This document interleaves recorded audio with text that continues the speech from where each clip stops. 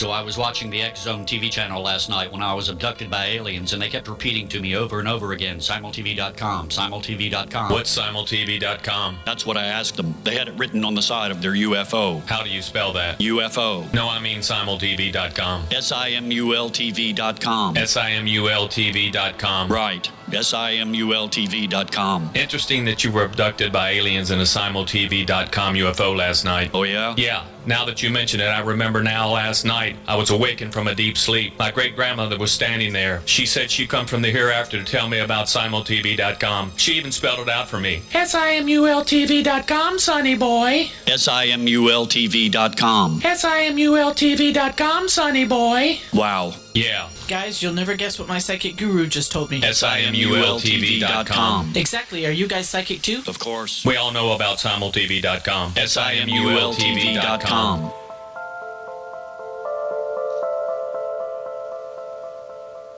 Good evening, everyone, and welcome to Paranormal Stakeout. I'm your host, Larry Lawson, coming to you from beautiful Vero Beach and Fellsmere, Florida, the southern command post of the X Zone Radio and Television Broadcast Network, headquartered in Hamilton, Ontario, Canada. And I'd like to invite all of you tonight to join us on our continuing journey, our quest, if you will, to uncover the answers to what really is on the other side, man's oldest question, what exists on the other side. And tonight, I'm very pleased to introduce to you my guest, Miss Lynda Quirino. Lynda is the founder and executive director of the Georgina Paranormal Society in Georgina, Ontario, Canada. Lynda has been involved with paranormal investigation and research since 1982. Her experiences with the paranormal began when she was a child at the family cottage in the province of Quebec. Lynda would see shadow people in her bedroom at the cottage, which was built by her grandfather on an old Canadian Mountie station. Her curiosity led to her reading everything and anything she could about ghosts and hauntings, and that eventually led to her beginning her own freelance investigations while in college in her hometown of Montreal. After moving to Ontario in 1986, Lynda continued to research and investigate the paranormal on her own until joining the Toronto Ghosts and Hauntings Research Society as its assistant director in 1997. In 2003, she left the group to pursue freelance investigations in the town of Georgina, eventually forming the Georgina Paranormal Society in 2012. Known locally as the GPS, the society is very active in Georgina and surrounding areas, holding bi-monthly paranormal meetings at a local funeral home, as well as holding public walkabouts and speaking with local groups about active area hauntings and the paranormal in general. Lynda has appeared in seasons 3 and 4 as a paranormal expert on the television series Paranormal Survivor and is currently filming segments for its 5th season. Lynda and her team focus on helping the haunted in Georgina and surrounding towns and look forward to helping more people with their paranormal issues in the coming year. Lynda, welcome to Paranormal Stakeout. Well, thank you so much. It is a pleasure to be here. Well, I'm glad to have you in the frozen north up there. My hat's off to you. I guess that's why I'm in Florida. I could not do that winter like you guys are doing it up there right now. Oh, we're seasoned veterans up here. No doubt about that. So I'd like to get my audience to get to know you a little bit. Tell us how you got involved in these paranormal experiences. I'm particularly interested about the old Canadian Mounted police station that the cottage was built on. Tell us more. Yeah, my grandfather, who was very Slovak, he came over from, Czechoslovakia, now Slovakia, in the 30s. He was a builder and decided that he wanted to build a cottage. We lived in Montreal, and he decided to build a cottage in the Laurentians over a one-room Mountie station. So that was actually the bedroom that I had as a child, and it was on the ground floor. And of course, it was very normal for me to be tucked in at night and then see people kind of around me all night. So that was my first big experience, was at the cottage at the Mountie station. Now, did you tell your parents about this? How did they react to it? Did they encourage you, discourage you? Oh, yeah. You know what? My parents, thankfully, were really, really good. They never chastised me or told me I was crazy or anything like that.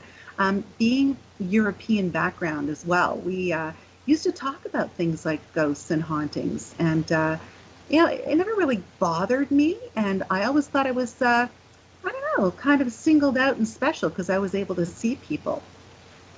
Okay, and so you grow up with these types of experiences. What led you to investigating, becoming more of a formal investigator? Well, it was really interesting because when I started school, I would talk to other kids, and of course they would say, well, there's no such thing as ghosts. And I thought, well, of course there are, because I've been seeing them my whole life. So I wanted to know that I wasn't alone. And I think that was part of the reason why I decided, well, I'm just going to read anything and everything that I possibly could about other people's experiences. And that led me to, remember the old Scholastic book clubs? Oh, yeah. Yeah. Well, I still have my really dog-eared copy of a book called Some Canadian Ghosts by Sheila Hervey. And that's really what got me started on my quest to find out if other people saw things that I saw. Mm-hmm. So I ended up reading everything I could. And when did you formally begin investigating? What, 1992, 82 was it? Yeah, throughout high school, I was really interested in the paranormal still, and I kept reading everything I could and talking to other people about their experiences, and I found that a lot of people did have experiences and were quite willing to share, as long as I didn't tell everybody else that they were having experiences. Yeah, back then it was still kind of, you were thought of as kind of strange if you believed in ghosts back in the early 80s. So Yeah, I can understand that. But you found people willing to talk to you, and that got you moving along on your quest. Exactly. What happened next? Well, what happened next was that it was really interesting. In Quebec, when you graduate from high school, you go to something called CEGEP, which is kind of like a preparatory for university. So I ended up going to Vanier College, which was a CEGEP, and I was in the literature and languages program. I actually wanted to be an English professor. That was my quest in life. But I ended up getting involved in a little group of people in CEGEP who were really interested in ghosts and hauntings. And then when I started McGill in 1982, people kind of knew that I was into this. So they would ask me all kinds of questions about the paranormal. And I ended up researching on my own. And again, reading everything I could about the whole topic. Mm-hmm. And when you began your own group, well, let me back up just a little bit. So you really never had any formal training in this field. It was mostly self-taught. Would that be accurate? Yeah, definitely mostly self-taught. And back then, there really wasn't that whole, TV paranormal investigative experience that there is now. So I didn't really have a lot to go on. I trusted my instincts and started really small. Myself and one other person that I went to McGill with, we were the little paranormal kids, and we went out and investigated on our own, which back then was kind of unheard of. Yeah, it was. Now, obviously, as you said, there were no big TV stars purporting the evidence of the paranormal back then. But Right. you had to have somebody that influenced you. Did you have a hero, paranormal hero, if you will, in the field? I kind of did. I remember reading a book by Lloyd Arbach, and I believe it was called something like ESP Hauntings and Poltergeists or something. And he had put in the back of that particular book all kinds of questions that you could ask if you were going on a paranormal investigation. And I think I kind of took my cues from Mr. Arbach, because that's kind of how I started out. I made my own little questionnaire, and I went with a tape recorder and a camera that had one of those, those click things at the top. What are they called again? Click things at the top, like a little 110 Instamatic or You something got like it. that? Exactly. Okay. Geez, Exactly. that is I going know. back a few years. You bet. So you started investigating with really the bare minimum of tools, and I know back in the early days of investigation, a lot of folks they have the fancy laser thermometers now, but one of the some of the old time methods, including using a compass and a simple glass of water with a mercury thermometer in it for cold spots. So you started out in the beginning. Now, as you're doing this, you're gaining experience. What pitfalls did you come across? You're learning this on your own. What problems did you encompass? Did you incur, shall I say? Well, you know what? Honestly, because I was doing this by myself and sometimes with somebody else who used to get scared off, and then I would end up doing it by myself. Really, because there was no set boundaries, I kind of tested the waters. I mean, I used to walk around with Kool-Aid in my bag and use that as like a trigger object, put a glass in it and see if anything was going to move the glass, if people were talking about, objects that were moving in their house.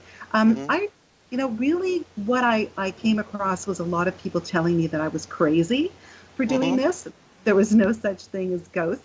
And I used to just counter them by saying, well, then why are people coming forward and asking me to go to their house? And why are they asking me to come over to find out what's going on and get validation if there's really nothing out there? That's true. We've got just a couple minutes before our first break here.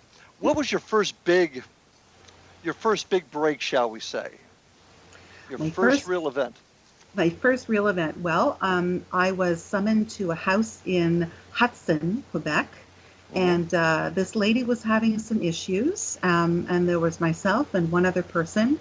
As I began to talk about what was going on in the house with her, a big crystal ashtray, it flew right off the fireplace mantle and missed me by about an inch. So that was that was my big aha moment.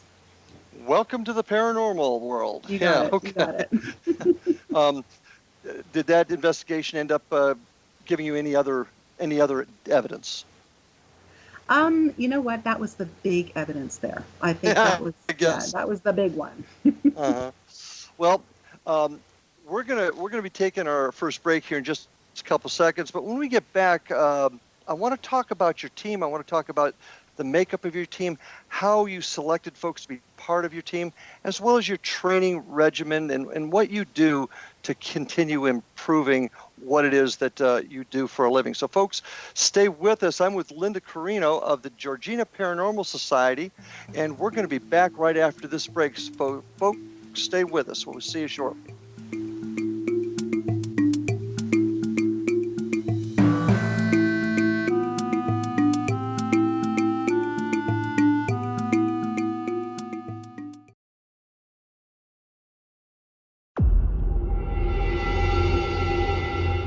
Whether you're a skeptic or a believer, join me, Rob McConnell, as together we'll investigate the world of the paranormal and the science of parapsychology here on the X-Zone Radio TV show on XZBN and the X-Zone TV channel on Simul TV. Since 1990, the X-Zone Radio TV show has been the place where people dare to believe and dare to be heard. Together, we'll investigate UFOs, aliens, ghosts, Bigfoot, psychic phenomenon, lake monsters, conspiracy theories, government cover-ups, the truth embargo, alien abductions, ESP, haunted locations from around the world, and so much more. With over 28 years of broadcasting and more than 4,500 individual guests, the X-Zone is truly a place where fact is fiction and fiction is reality, as evidenced by the credibility, integrity, and professionalism of the guests that we bring to our international audience. If you have seen a UFO, had a close encounter, seen a ghost, Bigfoot, lake monster, or a story that you would like to share or have investigated, contact me, Rob McConnell, by sending me your email to xzone@xzoneradiotv.com, or you can call toll-free 1-800-610-7035, extension 143, and on Skype, X-Zone Radio TV. For more information on the X-Zone Radio TV show with yours truly, Rob McConnell, visit www.xzoneradiotv.com or www.xzonetvchannel.com or simultv.com and xzbn.net. Until next we meet here in the X-Zone from our broadcast center and studios in Hamilton, Ontario, Canada, always remember, X-Zone Nation, keep your eyes to the sky and your heart in the light.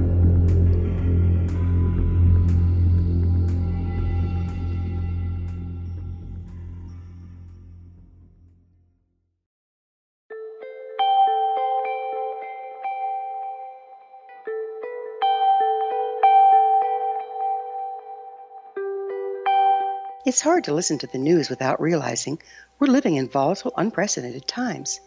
Yet never has there been such an opportunity to transform the human condition. As old structures fail, where can we find the guidance to co-create a better way? Find Your Path Home is an ever-evolving, leading-edge information, education, and healing resource center designed to support and guide you on your path to unity and enlightenment. Based on sound principles employed by shaman worldwide, we provide techniques that can support you through the current transitions, offering online shamanic classes, international long-distance shamanic healing sessions, complimentary Mission Evolution radio episodes and Stairway to Heaven TV vignettes, seminars, retreats, and much more. All of this can be found on findyourpathhome.com.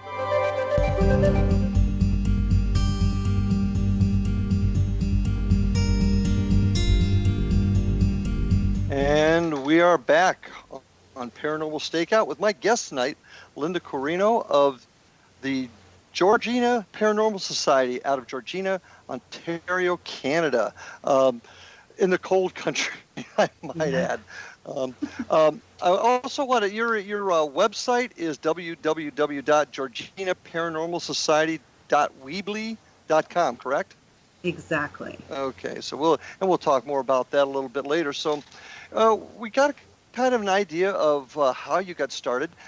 You were with a Toronto team for a while, and you left that and obviously moved up to Georgina. Yep. You created a team up there. What parameters did you set for this team? A lot of my listeners would like to know how you put a team together and how you recruited and what you were looking for. Well, I have a really very distinct philosophy about what I do. And the people that I chose had to kind of fit into what my parameters are, because I really believe that, first of all, you have to have some training, but you also have to be very respectful and educated in the paranormal. So what I looked for were people who were sensitive to other people's issues, open-minded, of course, had some kind of experiences themselves so that they could have some sort of a springboard, some kind of frame of reference. And people who are very interested in learning more and also in kind of just going with the flow, but also understanding how to be, what's the word I'm looking for? I guess thoughtful and present in the experience. You can't just go in thinking that people want, cameras and cables and all kinds of things in their faces. You have to be sensitive to what they're going through. You also have to understand that sometimes it involves a lot of counseling. That is you have to be tactful. I mean, that's something that, you have to be understanding, tactful, diplomatic, respectful, and you just have to know a little bit about what you're doing and open to learning more. Okay. Do you require any training to enter your group, or do you provide any training? What we do is we like to do hands-on training. So what we'll do is we'll go through some of the cases that we previously went through and went on, review them, and talk about some of the techniques that we use, and try to come up with sort of a standard, I guess, of techniques and training. And also, what I like to tell people is that, it doesn't matter how much training you have. Every case is unique. Every individual is unique. So you also have to be open-minded and really flexible. So within the parameters, you can encounter things that are kind of out of the ordinary, and you've got to be able to go with the flow and run with it. You've got to be flexible. I'd agree. Now, you mentioned something kind of important to me there, standards. And that's one thing that I have found that's lacking in the field, not necessarily through anybody's lack of diligence, but maybe lack of understanding. There doesn't seem to be a set of standards within the industry, if you will. Right. In other words, like my law enforcement background, we can investigate a homicide down here in Florida, and essentially, I mean, with the difference of certain laws and certain techniques, no doubt, but they're going to investigate a homicide in Montreal essentially the same way, because there are standards and parameters. Right.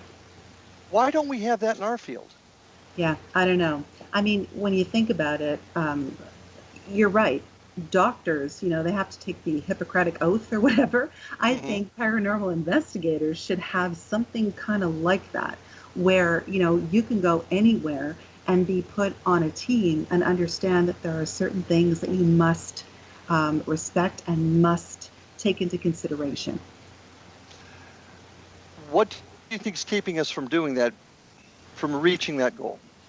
You know what? I think there are so many different philosophies about the paranormal, and you've got people that are doing it for different reasons. And I think that's pretty much what I've seen in my 37 years in the field. People have different reasons for doing what we're doing. What do you think is the most common reason? Well, I'm hoping that a common reason is that we're helping people. We're helping people to realize that they're not alone and they're not crazy. But I also think that other people are doing this because they're getting incredible kicks out of it. They're not doing it for a greater good. I think they're doing it because they want to see a ghost. They're doing it for big kicks. And I think that there's danger involved in that. I mean, any investigation that I've been on, I really insist on being respectful. I mean, I don't go in and provoke anything. I don't go in and say, push me, touch me, scratch me. I never do that. And I think people have to respect what you're doing, and you have to go in with good intentions. And oftentimes you said people go in for the wrong reasons. I don't think it's fair to say that none of us don't enjoy the adrenaline rush of the good EVP or getting some evidence, but I do believe that most of us have to have the proper motivation. I talk about that myself. What is your in the courses that I teach? What is your motivation for being here, and is it pure? So how do you sort those kind of folks out, how do you change their way of thinking if perhaps they're looking at getting into the field wrong? Somebody comes to your team, they want to be part of Georgina Paranormal. Right. How do you vet them? You know what? It's hard to do. I mean, any boss knows that you can do a million interviews, hire somebody, and then in the 3 weeks that they work there, it could just go so horribly wrong. So it's difficult to vet people, but I think that you do the best that you can. You ask them what their motivations are, and I'm really fortunate because here in my community, I'm allowed to have a wonderful thing called bi-monthly meetings. So what I do is, and this is how I've actually gotten my team members, what I do is I have bi-monthly meetings. I invite the public to come to them. They're free. We talk about the paranormal. We answer questions. We just share experiences. And I find that that really helps me to understand who's out there, who's interesting, and who's interested in doing this with integrity. And that's really how I've found who's on my team. Excellent. How many members do you have right now? Right now we have 5. We've sort of morphed throughout the years, but right now we do have 5. They're excellent. They have incredible, stick-to-itiveness, I like to call it. And they're very open-minded, wonderful. They're just wonderful investigators. They follow protocol. They're very respectful. And they were people that kept coming to the meetings. Okay. When you mentioned protocols a second, do you have a set of written protocols at all, or is it just understood? At the moment, it's understood, but I am working on written protocols because I found that in the past, sometimes people kind of disrespected the boundaries, but you know what? That comes with experience. You gotta go in and you gotta experience things, because honestly, that's how you learn. And I would agree.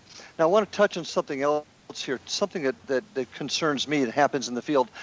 And this is individuals going into homes, somebody's home, making promises they can't keep and are not qualified to keep, such as, I can send somebody back into the light or to the other side, or I can cleanse your home. And oftentimes they can't. And what are your thoughts on that? Have you experienced that? Because that's a concern of mine. As a law enforcement officer, I'm sworn to protect. To go in and do something that I'm really not capable or qualified to do, and making a promise, concerns me. Do you run into that at all? And what are your thoughts on that? Well, it's interesting that you say that, because recently we've gotten some cases that other people didn't particularly want to touch or didn't know how to deal with. And we've gone in and had to clean up certain things. I'm really lucky and very blessed that my assistant director, Chris Shader, she is clairvoyant. So she is able to pick up on things that maybe sometimes I can't pick up on, or other members of the team can't pick up on. So she is very obviously intuitive. She has a lot of experience with cleansing of homes, doing smudging rituals, and is very knowledgeable about that kind of thing. So I'm pretty lucky, but we have run into situations, you're right, where people promise things they can't deliver, or they go in and they stir things up, and then we are their last course of action. So we go in and try and fix things. Well, when you say you try to fix things, how do you guys try to fix it? How do you know you fixed it? And this is one thing I want my audience to hear is, how do you know you've been successful? Well, you know what? We rely on a lot of feedback too. I mean, some people go in and they say things that maybe aren't true. They might promise things, and obviously, they've just stirred things up. And you have to look at your clients as well, and you have to sit down with them and find out what makes them tick and what's going on in the house, and trying to kind of be a CSI. I mean, we really are CSI paranormal. Okay. And I think how we know we fix things is that, we don't go in willy-nilly and kind of say, yeah, we're done. We always keep in contact with these people. You do follow-up. Yeah, we do follow-up, and we try and make sure that everything is copacetic. Okay, very good. Okay, well, got some more things I'd like to chat with you about that. So folks, stay with us. I'm with Lynda Quirino of the Georgina Paranormal Society. So folks, we'll be back in just a couple seconds after this short break. Paranormal Stakeouts.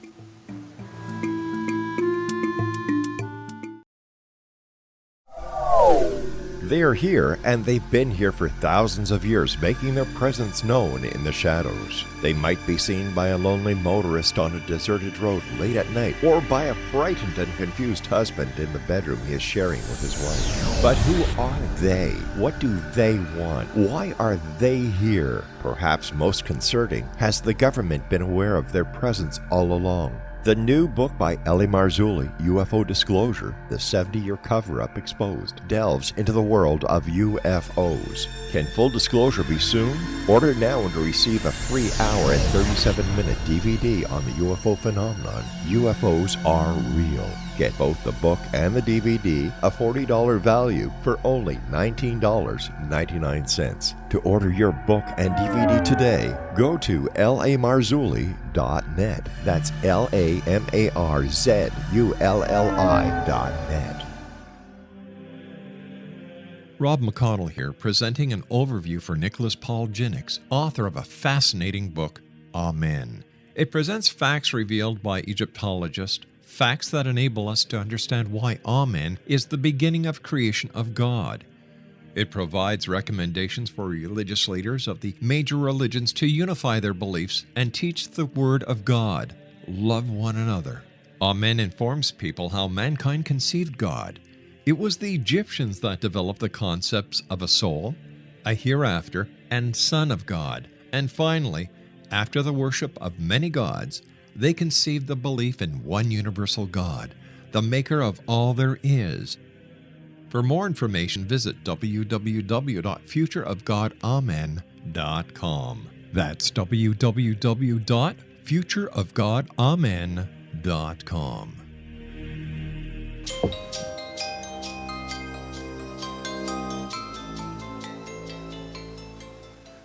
Welcome back, everyone, to Paranormal Stakeout with my guest tonight, Lynda Quirino.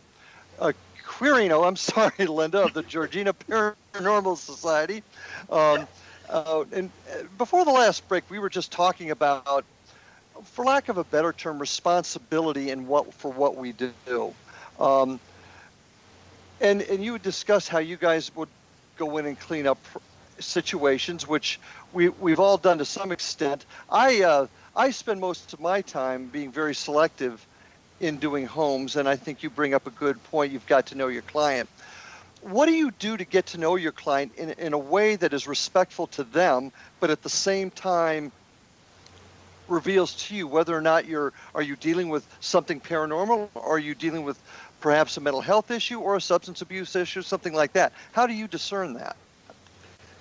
We actually go in and we do a preliminary interview with the client. So we have a list of questions that we ask, and we're very tactful. You know, we look around, we ask for a tour of the home and some of the more active areas, but we're very, well, what's the word? I guess we watch for cues. You know, we go in and we ask the right questions. And then we have a little meeting and we talk about, okay, is this viable? I mean, what did you think? What do you feel? What situations are going on in the house? So we do a thorough preliminary interview with the client, and then we discern whether it's a doable thing. Okay. What happens? Define doable. What is doable? What is not doable? Well, sometimes the client wants, they want their house to be haunted. I mean, I know that sounds crazy, but... No, I know exactly what you're saying.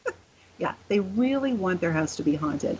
And after doing this for as long as I've been doing this, you know, I know when somebody is telling me, oh yeah, I got sounds happening, and it's not consistent. So you look for consistency in what they're saying. You ask them specific questions. Where is it happening? When is it happening? Ask them to keep some form of a diary or a journal or a log of you know, what's happening.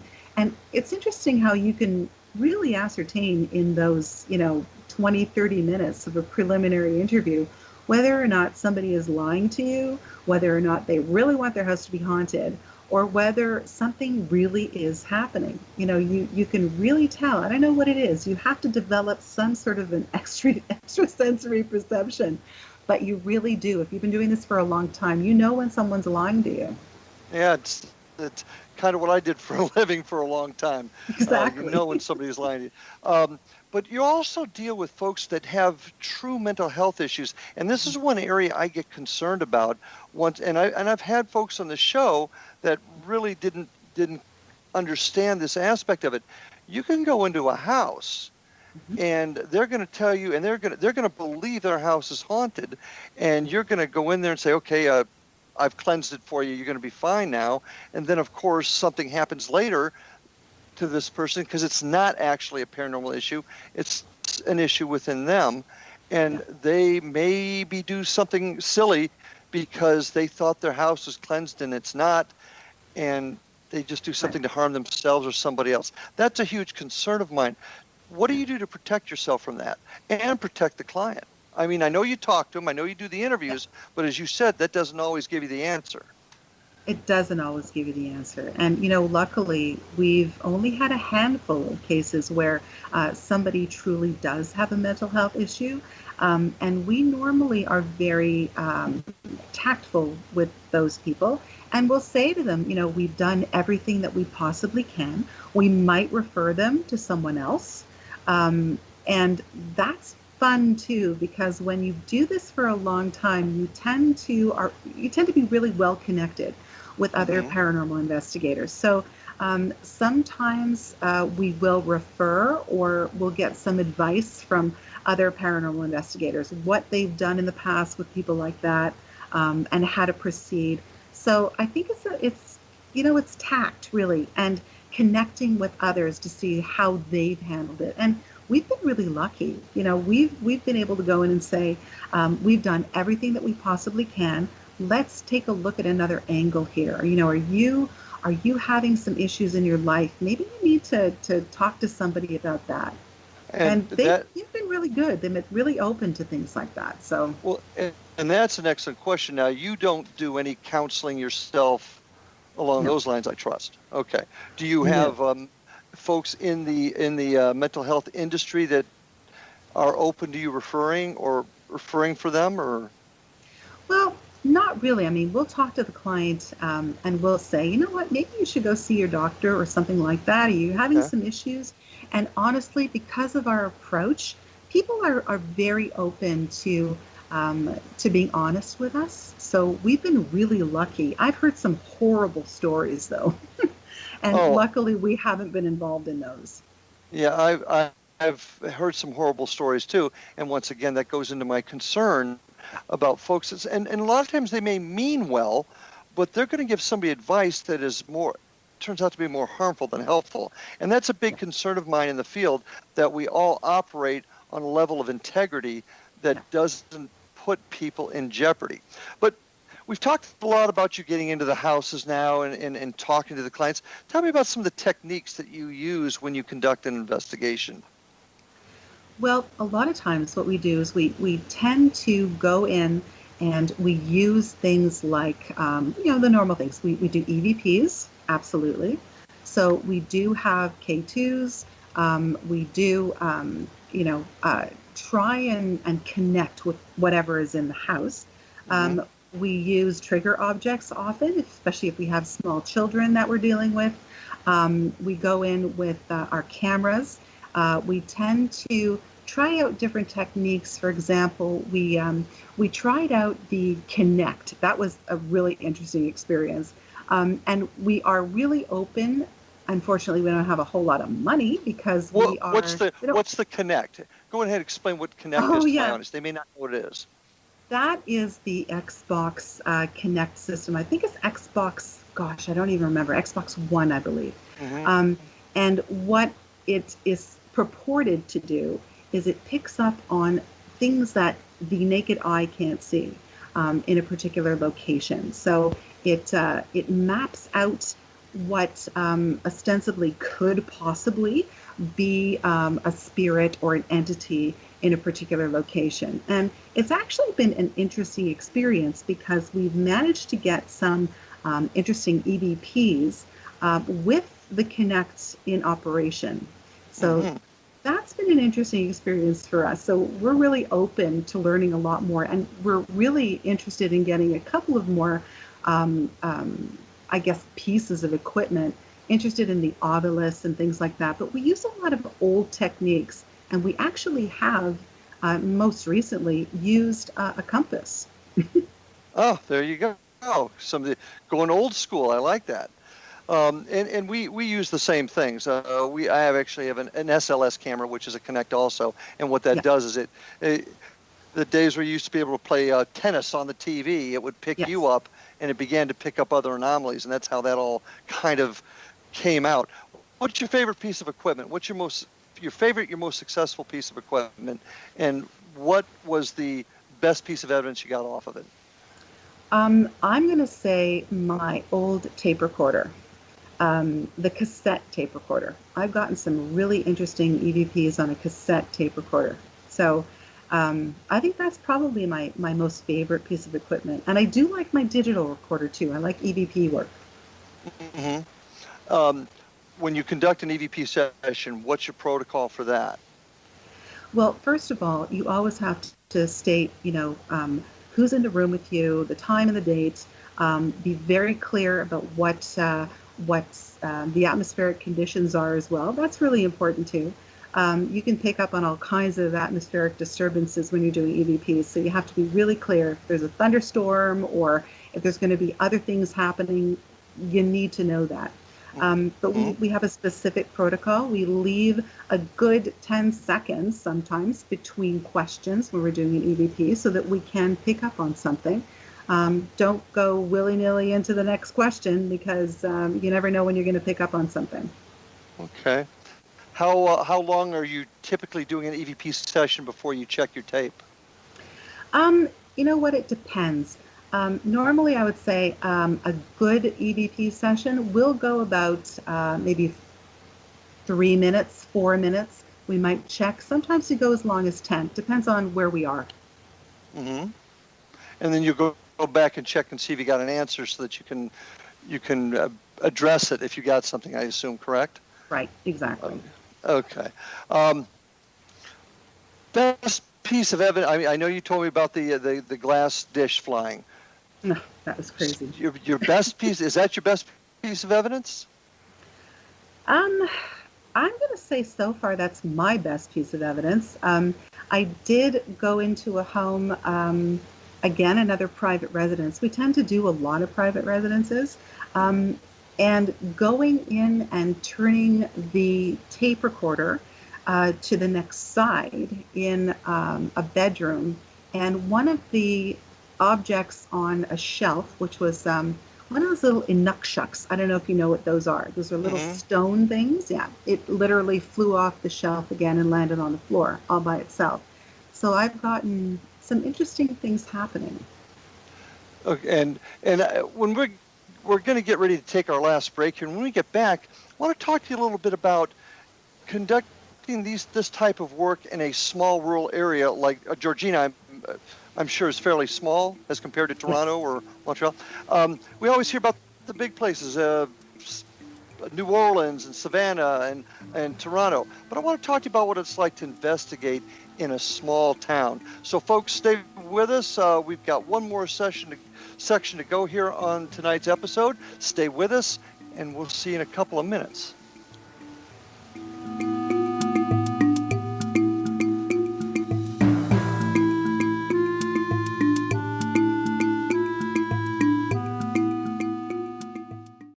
You have heard of the X Zone? Now watch it on Simul TV, plus 500 video games, live TV channels, free video on demand, worldwide, and more. Does this sound like tomorrow's television? Well, it is, but you can have it today, right now. It is Simul TV. Simul TV offers what the others only wish they could provide. 15 exclusive channels like X Zone, sci-fi, and horror. We are worldwide. No other provider offers that. 500 built-in video games. No need to have an extra expensive system. We have them included. Free video on demand. Live streaming events from around the world. Interactive online network, and much more. Tomorrow's TV today. Simul TV. Sound too good to be true? Well, it's not. You can have Simul TV today. Sign up at simultv.com. Do it today. They are here, and they've been here for thousands of years, making their presence known in the shadows. They might be seen by a lonely motorist on a deserted road late at night, or by a frightened and confused husband in the bedroom he is sharing with his wife. But who are they? What do they want? Why are they here? Perhaps most concerning, has the government been aware of their presence all along? The new book by Ellie Marzulli, UFO Disclosure, the 70-year cover-up exposed, delves into the world of UFOs. Can full disclosure be soon? Order now and receive a free hour and 37-minute DVD on the UFO phenomenon. UFOs are real. Get both the book and the DVD, a $40 value, for only $19.99. To order your book and DVD today, go to lamarzulli.net. That's LAMARZULLI.net. So I was watching the X Zone TV channel last night when I was abducted by aliens, and they kept repeating to me over and over again, simultv.com, simultv.com. What's simultv.com? That's what I asked them. They had it written on the side of their UFO. How do you spell that? UFO. No, I mean simultv.com. simultv.com. simultv.com. Right. simultv.com. Interesting that you were abducted by aliens in a simultv.com UFO last night. Oh, yeah? Yeah. Now that you mention it, I remember now last night I was awakened from a deep sleep. My great-grandmother was standing there. She said she come from the hereafter to tell me about simultv.com. She even spelled it out for me. simultv.com, sonny boy. simultv.com. simultv.com, sonny boy. Wow. Yeah. Guys, you'll never guess what my psychic guru just told me. simultv.com. Exactly. Are you guys psychic too? Of course. We all know about simultv.com. simultv.com.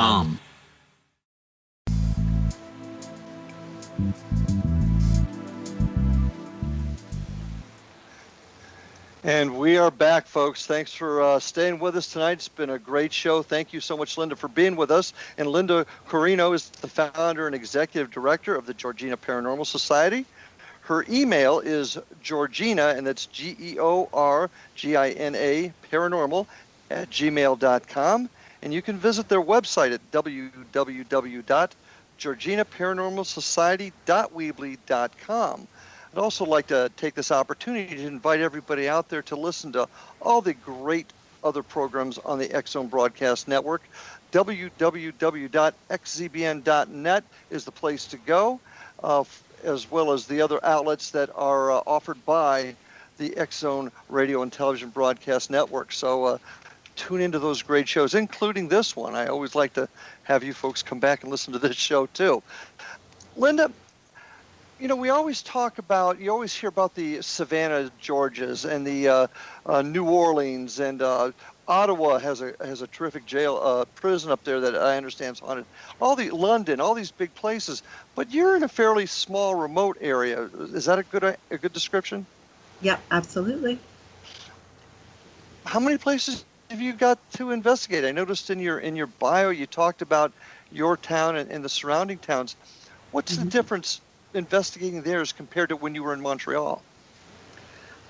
Well, you know what? It's a small town, but we actually have quite a busy paranormal repertoire. Okay. We actually have Georgina Island up here, which is Chippewa, so we do have a lot of indigenous activity here. And the area was very Chippewa, so we tend to have,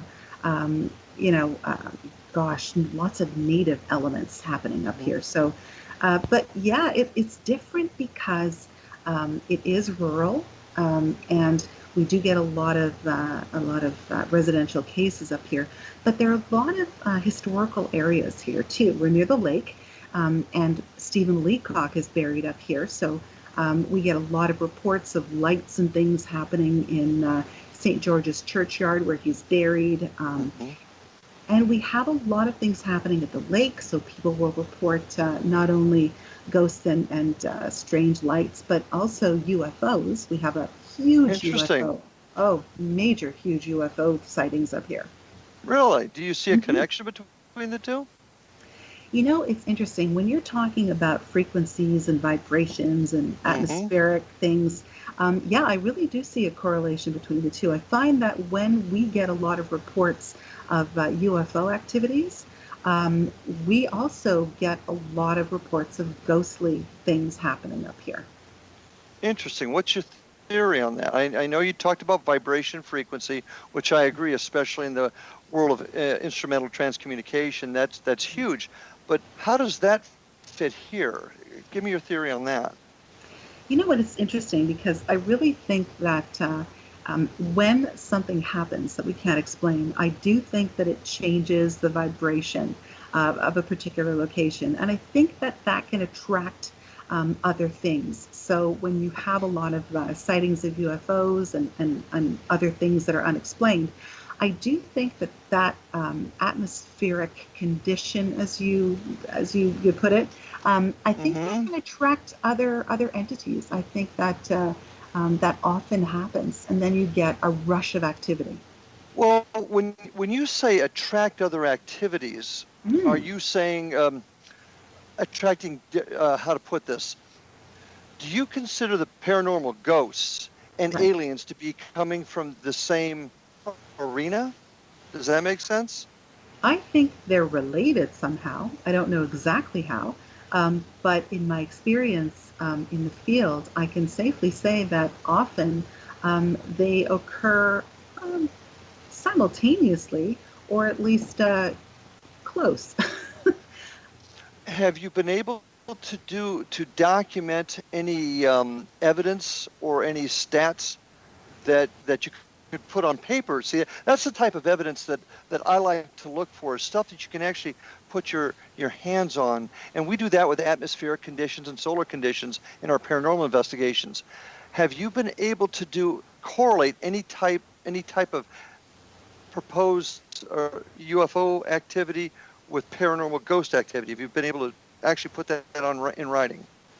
Well, in the 7 years that Georgina Paranormal has been operational, I've been keeping a lot of notes.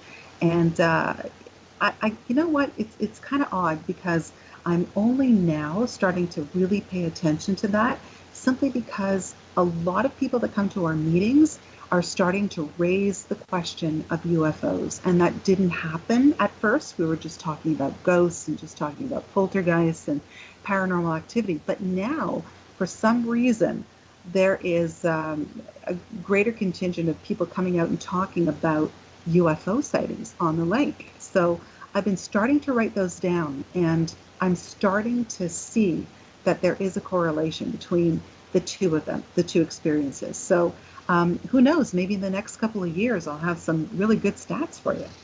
Well, that begs the next question, Linda. Another thing that many of my listeners have heard me rant about before, and that's the creation of a database, a data bank for investigators to go to. For example, they're having a similar type of situation in their area. We have a large lake here called Lake Okeechobee. Perhaps around Lake Okeechobee, people are seeing that correlation. They want to know, is anybody else running into that? So putting your information into that data bank would allow people to look at it and compare notes. Do you understand where I'm coming from with that? I totally do. And I have to tell you, that's one of the things that really interests me the most about the paranormal field. And what I focus on with the Georgina Paranormal Society is a common denominator of experience. I think that is so important and so relevant, and something that I think, paranormal investigators as a whole need to pay attention to. Then again, I go back to my initial question from the first segment. Why don't we? It seems so simple. We do it in law enforcement. We share information across state as well as international lines.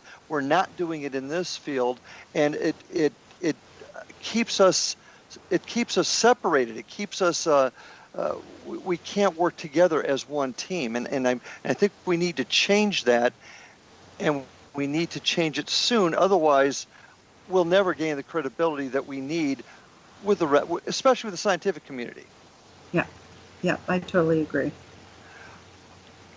Where do you see us evolving over the next few years? Where do you see the field of paranormal research and investigation evolving? Do you see us getting better with this? Do you see us getting worse? I mean, let's face it, Linda, the equipment we use today is essentially no different than we did 20 years ago. Yeah, I totally agree. I'm hoping that the evolution involves a lot of education and connecting with other groups and learning from each other. But I really think education is key.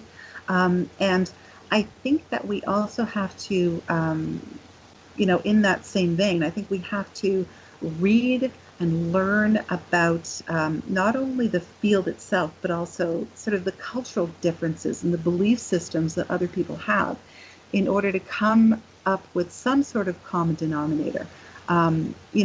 We just can't just go out and do whatever the heck we want. I mean, I really agree with you. I think we need to have a standard of investigation. It's like, when you're a Catholic, you can go to a Catholic church anywhere and it's the same thing. Excellent point. That's an excellent point. And that's kind of where I would like to see us go. And I think we can, but there's too many naysayers out there saying it can't be done because of ego or whatever. And I feel that we really need to move forward with that. So I'm probably going to enlist you in my little army to go forward with this, because I really feel that's where we need to go. There's so many differences in techniques and beliefs out there. We ever going to reach para-unity? Are we ever going to get to the point where we all are really going to one team? What say you? You know what? I think we can. I think what we have to do is be open-minded about what para-unity really means. Like anything else, I think you can have a standard of investigative techniques, but within that standard, I think, you have to allow for some kind of creativity. Agreed. And I think that's the only way that it's going to work. But I think we can achieve para-unity if we understand that within the boundaries, there's flexibility and perhaps differences of opinion, but we have to be on the same page and we have to be doing this for the right reasons. I mean, if we have a mission statement, if we have some sort of, parapsychological quote or oath, mm-hmm. I think we can be on the same page. We have to have something because it can't continue to be, do whatever you want. There has to be a standard. And I do feel, I mean, I will rant and rave about it on occasion, but I really do feel that there's enough of us out there that see the need for it, and that's the direction we're going to go. And right here on Paranormal Stakeout is going to be ground zero for that groundswell. Now, you've been at this for a lot of years, Lynda, and I appreciate what you've shared with us tonight. But you get a young person that is getting ready, wanting to get into this field, whatever, they've watched the shows, they found an interest in it, and they want to get into it. What advice would you give to a person just entering the field? And it doesn't even have to be a young person. It could be somebody at my age that's wanting to get into it for the first time. What advice would you give them? You know what? I really think that it's important for a person to be educated. And I'm talking, the good, the bad, and the ugly. I mean, I think you need to read everything, watch everything, listen to everything, and come up with your own conclusions, yes, but also, again, to find the commonalities of experience and run with that. I think you need to learn and do and get involved with a paranormal group out there, Good enough. And, well, unfortunately, we are just about out of time. Lynda Quirino from Georgina Paranormal Society, thank you for being with us. Folks, thanks for being with me tonight. I'm looking forward to seeing you next time. They are here, and they've been here for thousands of years, making their presence known in the shadows. They might be seen by a lonely motorist on a deserted road late at night, or by a frightened and confused husband in the bedroom he is sharing with his wife. But who are they? What do they want? Why are they here? Perhaps most concerning, has the government been aware of their presence all along? The new book by Ellie Marzulli, UFO Disclosure, the 70-year cover-up exposed, delves into the world of UFOs. Can full disclosure be soon? Order now and receive a free hour and 37-minute DVD on the UFO phenomenon. UFOs are real. Get both the book and the DVD, a $40 value, for only $19.99. To order your book and DVD today, go to lamarzulli.net. That's LAMARZULLI.net. If you are looking for a safe, zero-calorie, natural option to the harmful artificial sweeteners on the market today, Just Like Sugar is what you're looking for. Just Like Sugar is a wonderful natural alternative for those health-conscious people who choose a calorie-restricted diet with a great, pure, sweet flavor that tastes just like sugar. Just Like Sugar is a great natural option for people suffering from diabetes and may be useful in restricted diet programs where standard sugars are not allowed and does not cause a laxative effect of some other sweeteners.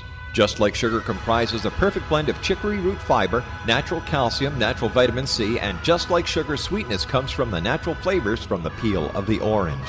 Just Like Sugar is a natural alternative to harmful artificial sweeteners and will change the way that you believe all natural sweetener products taste. Just Like Sugar is available at your local Whole Foods markets, Wild Oats markets, Henry's, Sun Harvest, and many other fine natural food stores in the U.S., Canada, and worldwide. You have heard of the X Zone? Now watch it on Simul TV, plus 500 video games, live TV channels, free video on demand, worldwide, and more. Does this sound like tomorrow's television? Well, it is, but you can have it today, right now. It is Simul TV. Simul TV offers what the others only wish they could provide. 15 exclusive channels like X-Zone, Sci-Fi, and Horror. We are worldwide. No other provider offers that. 500 built-in video games. No need to have an extra expensive system. We have them included. Free video on demand. Live streaming events from around the world. Interactive online network, and much more. Tomorrow's TV today. Simul TV. Sound too good to be true? Well, it's not. You can have Simul TV today. Sign up at simultv.com. Do it today.